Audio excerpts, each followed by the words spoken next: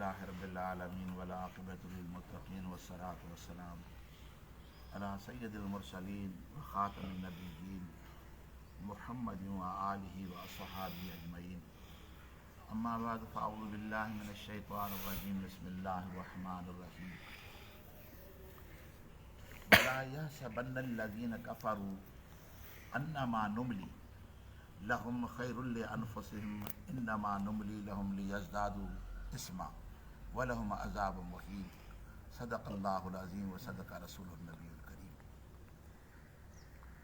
अल्लाह ताला जी ज़ात बाबरकात इरशाद फरमायो त हरगिज़ न गुमान कनि उहे शख़्स जिन कुफ़्र कयाऊं। इन्नमा नुमली लहुम खैरुल लिअन्फुसिहिम, बेशक जेका मोहलत वास्ते उन्हनि खे ॾिनी थी वञे उहा भली आहे वास्ते जाननि उन्हनि जे। यानी अल्लाह ताला जी ज़ात बाबरकात इरशाद फरमायो त काफ़िर माण्हू, न मञण वारा माण्हू, मुनकर माण्हू, अल्लाह ताला जी ज़ात बाबरकात उन्हनि खे जेका मोहलत अता फरमाए थो पियो, नेमत अता फरमाए थो पियो, सिहत अता फरमाए थो पियो, इन में इहो गुमान न कनि त अल्लाह इन्हनि सां राज़ी आहे या अल्लाह जो रसूल इन्हनि सां राज़ी आहे। इहो गुमान न कनि, छो जो अक्सर करे माण्हू इहो ख़्यालु ज़ाहिर कंदा आहिनि त बाबा अल्लाह असां सां राज़ी आहे, ॾिस हेॾी नेमतूं असां वटि आहिनि, हेॾी दौलत असां वटि आहे, हेॾा अल्लाह ताला मुल्हनि सां राज़ी न आहे, असां सां राज़ी आहे।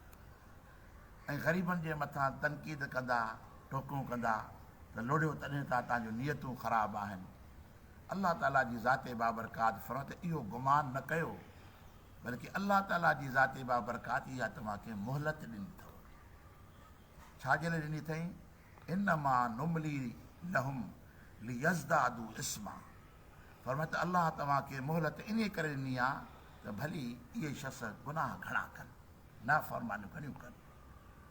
वलहुम अज़ाब मुहीन, भली गुनाह पंहिंजा वधाइनि, ॾोह सरकशियूं पंहिंजूं वधाइनि, इन्हनि जे वास्ते अल्लाह जी बारगाह वटि, अल्लाह वटि उन जे लाइ ख़्वार कंदड़ अज़ाब आहे। जेतिरा हुन जा गुनाह हूंदा ओतिरी ख़ुदा हुनखे सज़ा ॾींदो। ईअं न सम्झे त अल्लाह मूंसां राज़ी आहे, हिन सां नाराज़ आहे, हिन खे न ॾिनो अथई तंहिं करे नाराज़ अथसि। असां सां अल्लाह राज़ी आहे जो असांखे ॾिनो आहे।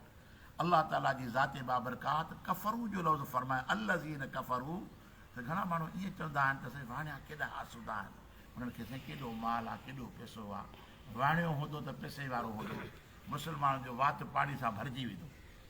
अल्लाह ताला जी ज़ात बाबरकात फरमाए त इन्हनि जे लाइ दुनिया आहे, इन्हनि जे लाइ आख़िरत न आहे। पर जंहिं महबूब करीम सल्लल्लाहु अलैहि वसल्लम जी उम्मत में दाख़िला वरिती आहे उन जे लाइ आख़िरत आहे। हज़रत इमाम हसन रज़ी अल्लाह ताला अन्हु हिकु ॾाढो सुहिणो लिबास पाए घोड़े जे मथां सवार थी कंहिं पासे ॾे वञी रहिया हुआ त अॻियां हिकिड़े यहूदी अची अॻु वरितो। मज़दूर हुयो, ग़रीब हो, महिनतकश हो, फ़ाक़े मथां फ़ाक़ा हुनखे हुया। हज़रत इमाम हसन खां जी ख़िदमत में अर्ज़ु कंदे साईं मूंखे हिकिड़ी तव्हांजे महबूब नाने करीम सल्लल्लाहु अलैहि वसल्लम हिकिड़ी हदीस मूं वटि पहुती आहे, साईं मूंखे इहा हदीस त सम्झायो। पाण फरमाए त चओ कहिड़ी हदीस आहे? कि नबी करीम सल्लल्लाहु अलैहि वसल्लम जी हदीस पाक आहे त अद्दुनिया सिजनुल मोमिन व जन्नतुल काफ़िर। ये दुनिया जेका आहे न, मोमिन जे लाइ क़ैद खानो आहे ऐं काफ़िर जे लाइ दुनिया जन्नत आहे। काफ़िर जे लाइ दुनिया जन्नत आहे। हाणे ज़ाहिर में त हीअं थो नज़र अचे त तव्हां कहिड़ी सुहिणी सवारी ते सवार आहियो, कहिड़े लिबास में आहियो, अल्लाह तव्हांखे केॾी नेमत सां ॾियो आहे। ऐं मूंखे ॾिसो, मां कुफर जी दुनिया में मरां थो पियो, बुख में फ़ाक़े मथां फ़ाक़ो आहे। इहा हदीस कीअं थी त दुनिया काफ़िर जे लाइ जन्नत आहे? हीअ जन्नत आहे, हे मां सूरनि में आहियां, अज़ाबनि में आहियां। ऐं मोमिन जे लाइ क़ैद खानो आहे, तूं मोमिन आहे, तूं हे क़ैद खानो आहे। अहिड़ी सुहिणी सवारी ते सवार लॻो पियो आहे, अहिड़ा लिबास, अहिड़ियूं नेमतूं। इहा हदीस त मूंखे सम्झायो कीअं। हज़रत इमाम हसन रज़ी अल्लाह ताला इरशाद फरमायो त इहा जेका ज़िलत जी ज़िंदगी तूं गुज़ारी थो, जेकॾहिं आख़िरत जे अज़ाब खे तूं ॾिसी न त तुंहिंजे लाइ जन्नत आहे। ख़ुदा जी जेका आख़िरत में तुंहिंजे लाइ सज़ा थींदी, तुंहिंजे कुफर जी जेका तोखे सज़ा मिलंदी न, हिन दुनिया जे अंदरि बुखनि ऐं फ़ाक़ुनि ते रहीं, ॾुखियो रहीं, कीअं बि रहीं, पर तुंहिंजे लाइ इहा जन्नत अथई आख़िरत जे अज़ाब जे मुक़ाबले में। ऐं दुनिया जे अंदरि मूंखे अलाह ताला जी ज़ाते हिननि नेमतुनि सां नवाज़ियो आहे त बि आख़िरत जे नेमतुनि जे मुक़ाबले जे अंदरि ही मुंहिंजे लाइ क़ैदखानो आहे, आख़िरत जे ॾींहं जे मुक़ाबले में। अज़ीज़ान गिरामी, त अल्लाह ताला जी ज़ाते बाबरकात जे महबूब इरशाद फरमायो त मोमिन जी ज़िंदगी चाहे तंगदस्ती वारी हुजे, चाहे आसूदगी वारी हुजे, पर आख़िरत जे भेट जे अंदरि इहा ज़िंदगी कुझु बि न आहे। आख़िरत जे मुक़ाबले जे अंदरि कुझु बि न आहे जेके मोमिन जे वास्ते अल्लाह ताला जी ज़ाते बाबरकात नेमतूं मुक़ररु फरमायूं आहिनि। ऐं दुनिया जो काफ़िर दुनिया में वक़्त जो बादशाह हुजे, वक़्त जो सरबराह हुजे, ऐं दुनिया जूं हर नेमतूं उन वटि हुजनि, पर आख़िरत जे मुक़ाबले जे अंदरि इहो ईअं सम्झे त इहो आराम में आहे, हाणे सुकून में आहे। त अल्लाह ताला जी ज़ाते बाबरकात इशारो शाद फरमायो, फरमाए त इन मां नुमली लहुम ली यज़दादू इस्मा, फरमाए त असां इन्हनि खे जेका सिहत बि ॾियूं था, नेमत बि ॾियूं था इन्हनि खे, ऐं दौलत बि ॾियूं था पिया, इहो इन करे त भले सरकशी कर, जॾहिं तो ख़ुदा जो दर छॾे ॾिनो आहे त रब बि उनखे छॾे ॾिनो आहे। इहा जेका मोहलत इनखे इन करे मिलियल आहे त भली इहो अञा मकर करे, फ़रेब करे, जेतिरा गुनाह वधाईंदो एतिरो उनजे मथां अल्लाह ताला जी ज़ाते बाबरकात जो कहर ऐं अज़ाब उनजे मथां आख़िरत में नाज़िल थींदो। माना सरकशी जी सज़ा वॾी आहे।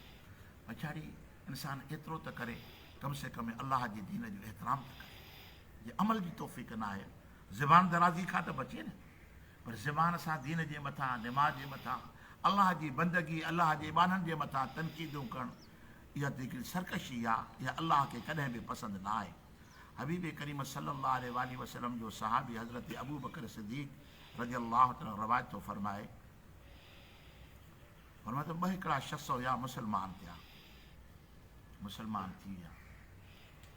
हिकिड़ो हुन मां जिहाद कंदे रब जी राह में शहीद थी, ॿियो जेको हुयो, जेको हुनजो दोस्त हो, हिकिड़ो साल ज़िंदा रहियो, 1 साल खां पोइ वफ़ात करे वियो। नबी करीम सल्लल्लाहु अलैहि वसल्लम जे हिकिड़े सहाबी हुनखे ख़्वाब में ॾिठो त जेको शहीद जेको हुयो उहो जन्नत जे दरवाज़े ते बीठो हुयो, जेको साल पोइ गुज़ारे वियो उहो जन्नत जे अंदरि हुयो। पर ख़्वाब कॾहिं ॾिठईं नबी करीम सल्लल्लाहु अलैहि वसल्लम जे ज़माने। हबीब करीम सल्लल्लाहु अलैहि वसल्लम जी बारग में अची अर्ज़ु कई त सुणा बि मां राति ख़्वाब में हीउ ॾिठो आहे त जेको शहीद थी वियो आहे उहो अञा जन्नत जे दरवाज़े ते बीठो हुयो, पर हे जेको कल्ह वफ़ात करे हुन खां साल पोइ वफ़ात करे वियो, मां उनखे ॾिठुमि त विच जन्नत में घुमंदो पियो वञे।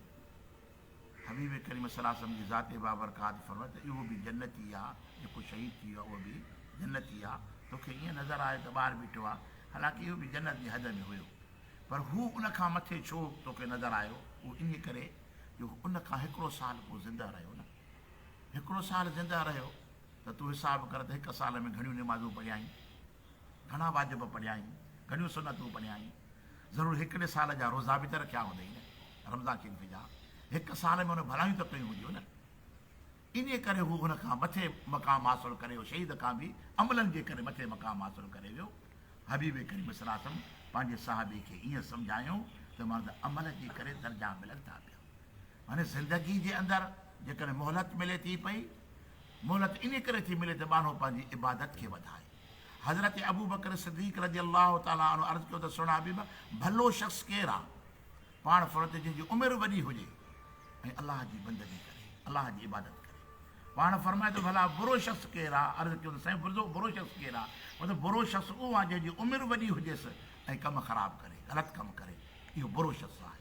माना इंसान जी ज़िंदगी जेके संवरजे थी त ख़ुदा ताला जी बंदगी सां, उनजी इबादत सां।